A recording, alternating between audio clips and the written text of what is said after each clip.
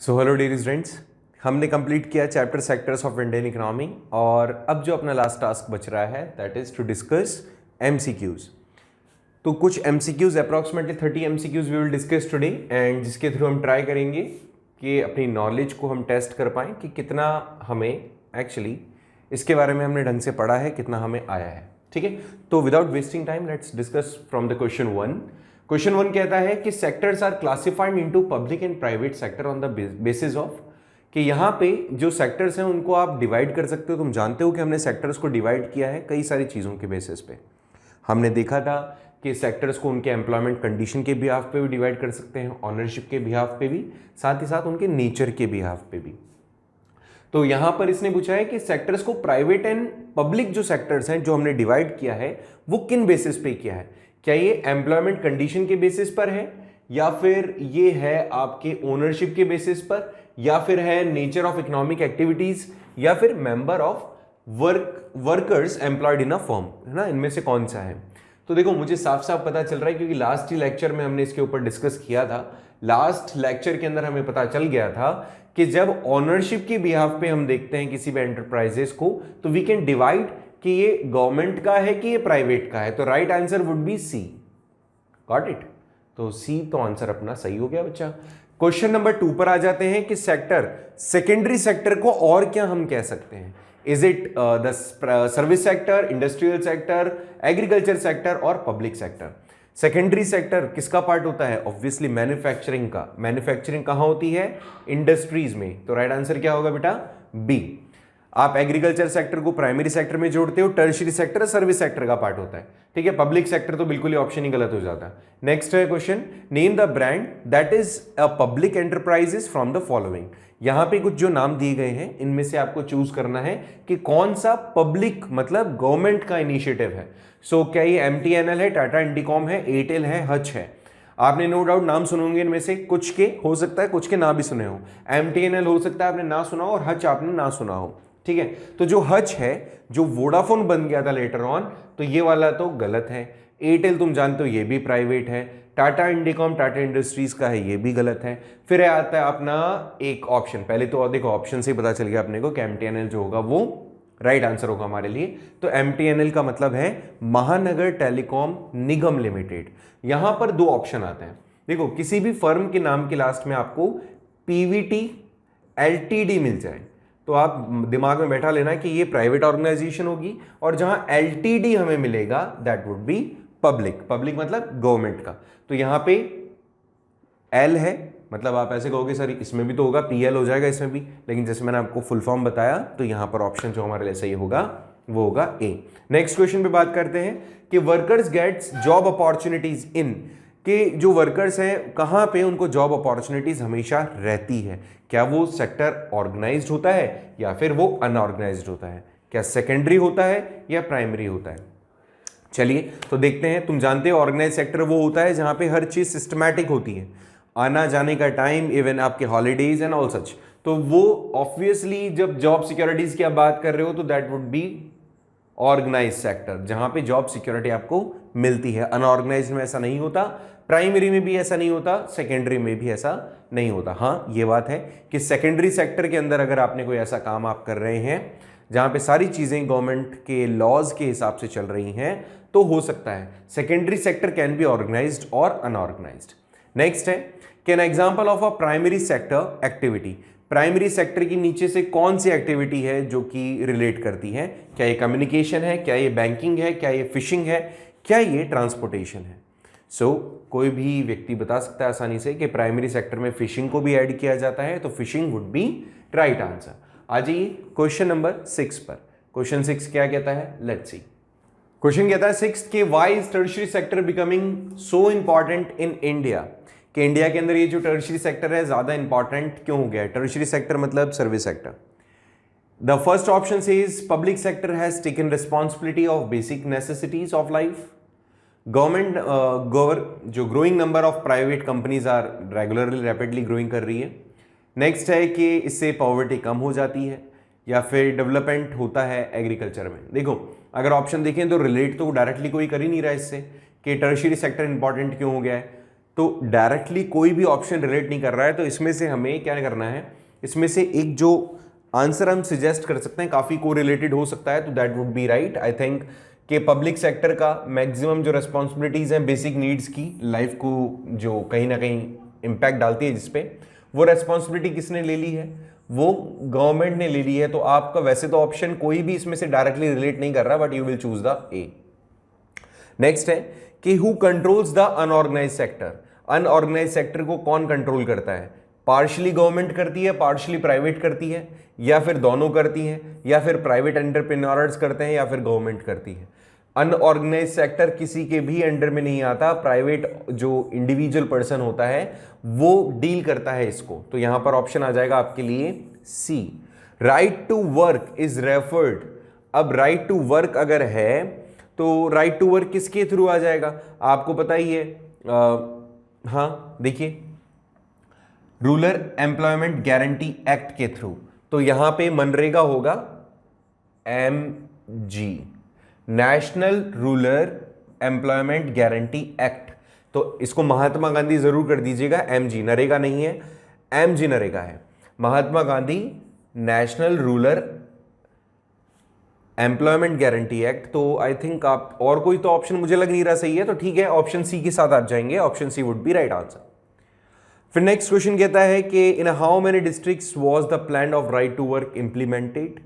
देखिए वैसे मैंने आपको बताया था 625, बट यहां पर अगर आप इंपैक्ट की बात करें कि in how many districts was plan to right to work implemented, वैसे टोटल 625 जो कंडीशंस थी, 625 जो डिस्ट्रिक्ट्स थी, उसमें से यहां पर राइट टू वर्क जो था उसको इंप्लीमेंट किया गया था 200 डिस्ट्रिक्ट्स में।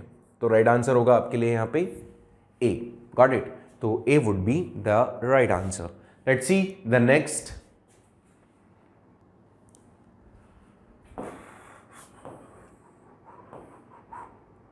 क्वेश्चन देखते हैं। क्वेश्चन कहता है बच्चा कि what was the objective of NREGA 2005, जिसको आप मनरेगा कह सकते हो, कि इनका ऑब्जेक्टिव क्या है? क्या इनका ऑब्जेक्टिव है कि आप प्रोडक्शन बढ़ाएंगे एग्रीकल्चर में, या इनका ऑब्जेक्टिव है कि आप फूड सिक्योरिटी देंगे, गारंटी देंगे 100 डेज की एम्प्लॉयमेंट की, या हेल्थ फैसिलिटीज प्रोवाइड करेंगे?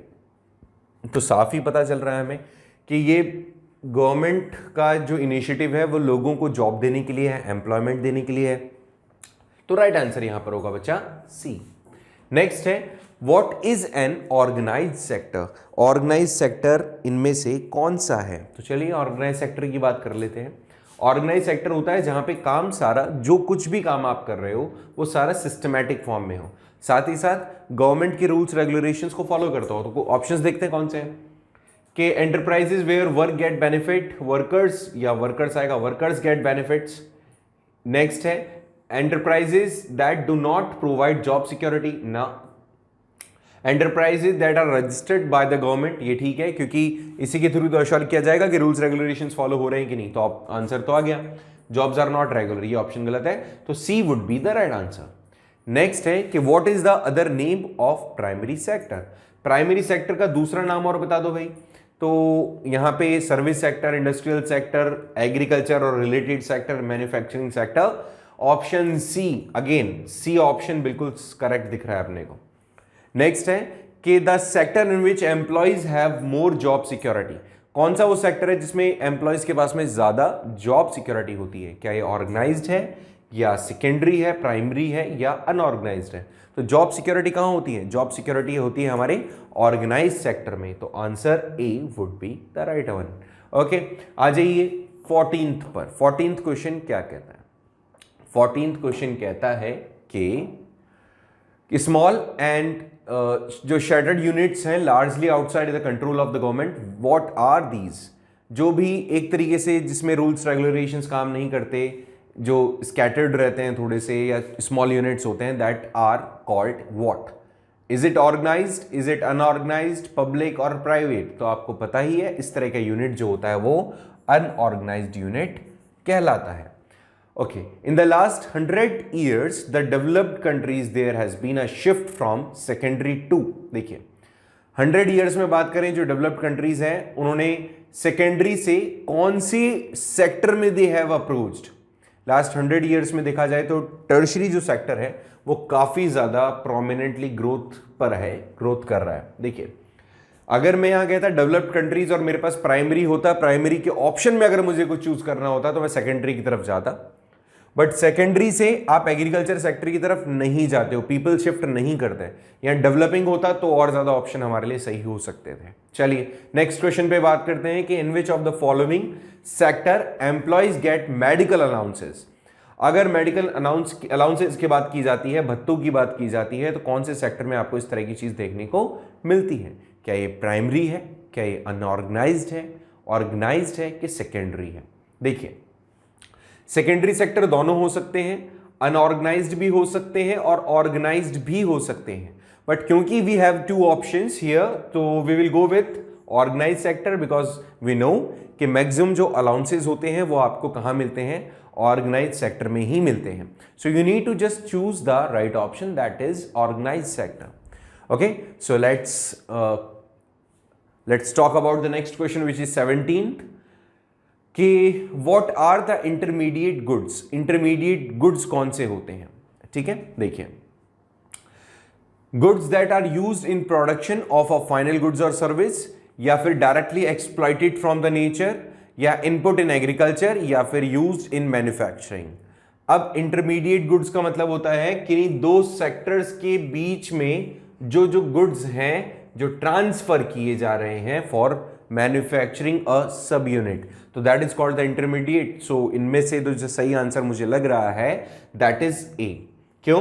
क्योंकि goods that are used in production of final goods and services, ऐसे गुड्स जो फाइनल गुड्स एंड सर्विसेज को प्रोड्यूस करने के काम में लिए जाते हैं। हालांकि आप ये भी कह सकते हो कि goods are being used in manufacturing, so ये भी आंसर सही हो सकता है, बट यहां पर ऑप्शन ए के साथ आप जाएं तो that would be much better. इसी तरीके से आ जाओ क्वेश्चन 18th पर। 18th क्या कह रहा है? देखिए, 18th क्वेश्चन कह रहा है कि विच of the following is not an example of service sector. इनमें से कौन सा वो एग्जाम्पल नहीं है सर्विस सेक्टर का? सर्विस सेक्टर का कौन सा एग्जाम्पल नहीं है? सिंपल सी बात है, communication, banking, fishing and transport service sector का। ओके, तो कम्युनिकेशन में सर्विस दी जाती है, बैंकिंग में सर्विस दी जाती है, फिशिंग में नहीं दी जाती। क्या कोई मछुआरा आपके लिए अलग से पकड़ के लेकर आएगा क्या मछलियां? ना, तो फिशिंग नहीं होगा। तो राइट आंसर तो मिल गया हमें, ट्रांसपोर्टेशन में नहीं। आगे देखिए, क्वेश्चन नंबर 19 कहता है कि under employment is also called. कौन सा? अंडर एम्प्लॉयमेंट, ठीक है, अंडर एम्प्लॉयमेंट, हिडन एम्प्लॉयमेंट कह दो इसको, और इनमें से कौन सा नाम आप दे सकते हो? सीजनल कह सकते हो, टेक्नोलॉजिकल कह सकते हो, डिस्गाइज्ड कह सकते हो, या एजुकेटेड अनएम्प्लॉयमेंट कह सकते हो। तो तुम जानते हो कि एग्रीकल्चर सेक्टर में चीख चीख के, चिल्ला चिल्ला के कहता है कि मैं कौन सा हूं, किस टाइप का अनएम्प्लॉयमेंट हूं? Disguised unemployment. तो इसको आप अंडर एम्प्लॉयमेंट कह दो या फिर आप इसको हिडन भी कह सकते हो, क्योंकि सामने वाला पर्सन लगता है हमें कि that they are actually earning, but ऐसा होता नहीं है। एक्चुअली जो वो अर्न कर रहे होते हैं या तो उनकी कैपेबिलिटी से काफी कम होता है, या फिर एक तरीके से they are just fulfilling that place जहां पे उनकी जरूरत भी नहीं है। Okay, so that is kind of answer होगा हमारे पास में डिस्गाइज्ड अनएम्प्लॉयमेंट। नेक्स्ट क्वेश्चन बोलता है कि employment opportunities in what sector have been expanding very slow. कौन सी, इसमें से कौन सा वो सेक्टर है जिसमें एम्प्लॉयमेंट अपॉर्चुनिटीज जो पेस है उसका वो काफी ज्यादा स्लो है? Is it organized, is it unorganized, primary और सेकेंडरी? देखिए, अगर मैं यहां पर बात करूं एम्प्लॉयमेंट अपॉर्चुनिटीज की, तो देखो प्राइमरी सेक्टर में अपॉर्चुनिटीज नहीं मिलती है, you need to grab it. आपके पास में अगर लैंड है तो या तो उस पर आप हार्वेस्ट ग्रो करो या फिर आप उसको लीज पे लो, अगर आपके पास लैंड नहीं है तो। प्राइमरी मतलब ऑर्गेनाइज सेक्टर की बात करो या अनऑर्गेनाइज की बात करो तो इनके पास में लिमिटेड सोर्स होते हैं। सेकेंडरी सेक्टर है जिसके अंदर हमें एम्प्लॉयमेंट क्रिएट करना होता है, but we are not being actually created just because of lack of money may be possible, और टेक्नोलॉजी मे बी, या गवर्नमेंट पॉलिसीज।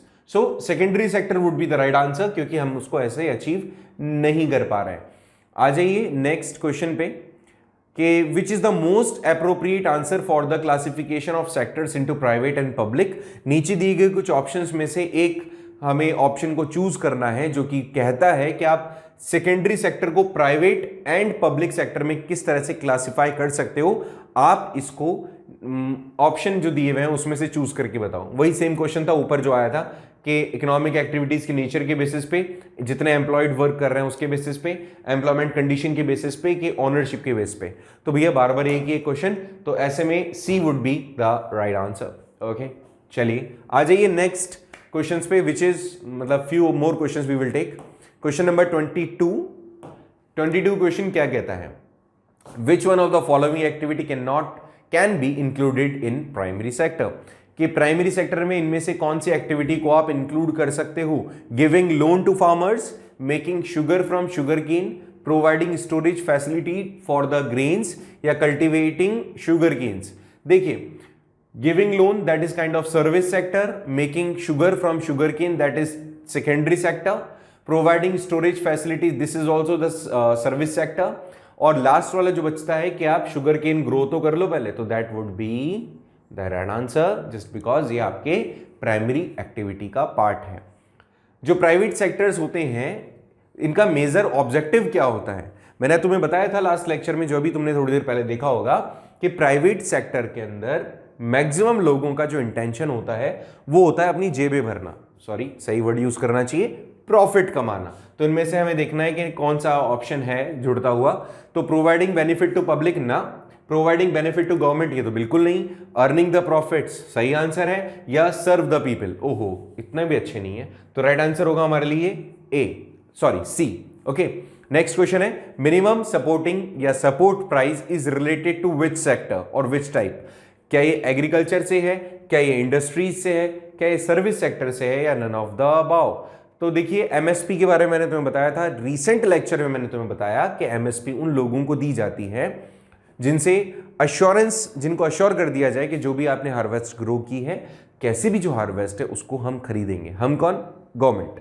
तो एमएसपी दी जाती है फार्मर्स को, एंड ए आंसर जो है इसका वो करेक्ट है, इससे रिलेटेड मतलब। ओके, आ जाइए क्वेश्चन नंबर 25 पे। इसने कहा है कि match the column 1 to column 2। इसके अंदर कॉलम 1 के अंदर इन्होंने कुछ ऑप्शंस दिए हैं हमें, जैसे डेयरी फार्मिंग है, इंश्योरेंस है, फैसिलिटीज है काइंड ऑफ, और दूसरे में इन्होंने सेक्टर पूछा है कि कौन से सेक्टर से रिलेट करते हैं। तो देखो तुम बहुत ही आसानी से इसको कर सकते हो, हालांकि तुम जानते हो अब तो सारी चीज़, ये तो बहुत ही सिंपल होगा कि इंश्योरेंस क्या टाइप होता है, ये टर्शरी होता है, production of sugar is a secondary, land and capital that is related to the factors of production, and dairy farming is a primary. तो जहां पे ए मैच कर रहा हो सी से, ए मैच कर रहा हो सी से, वो हमारा आंसर सही होगा, तो सी है इसमें। बी एक और बार देख लेते हैं, सेकंड वाला बी से मैच करना चाहिए, नहीं यहाँ पे डी से मैच कर रहा है। अच्छा ये भी ऑप्शन है यहाँ पे, बहुत बढ़िया, तो ये ऑप्शन भी है। तो जहां पे ए मैच कर रहा है, फर्स्ट मैच कर रहा है आपके सी से, तो ये ऑप्शन और ये ऑप्शन थे हमारे पास। सेकंड मैच कर रहा है आपके डी से, तो ये ऑप्शन आ गया, D would be right one. Okay, 25 में डी ऑप्शन सही होगा। फिर इसने कहा है कि एग्रीकल्चर सेक्टर के अंदर कितनी पॉपुलेशन है जो 2001 के हिसाब से इंगेज है। हमने वैसे तो 2011 का डेटा लिया था, चलिए फिर भी कोई बात नहीं, इसको थोड़ा और देख लेते हैं। देखो 2011 के हिसाब से मैंने आपको बताया था कि इंडिया का जो पॉपुलेशन है उसकी अप्रोक्सीमेटली 50% जो आबादी है वो एग्रीकल्चर सेक्टर से जुड़ी हुई है, और नो डाउट अभी तो ये कम हुई होगी, तो इससे थोड़ी ज्यादा ही होगी नो डाउट 2001 के अंदर। तो हालांकि देखा जाए तो चलो ठीक है, सिमिलर सा ये भी नहीं हो सकता, ये भी नहीं हो सकता। ऑप्शन दो हमारे पास है 64 एंड 71, तो 64 वुड बी राइट वन, कि लगभग 64% पॉपुलेशन हमारी एग्रीकल्चर में इंगेज थी इन द ईयर 2001।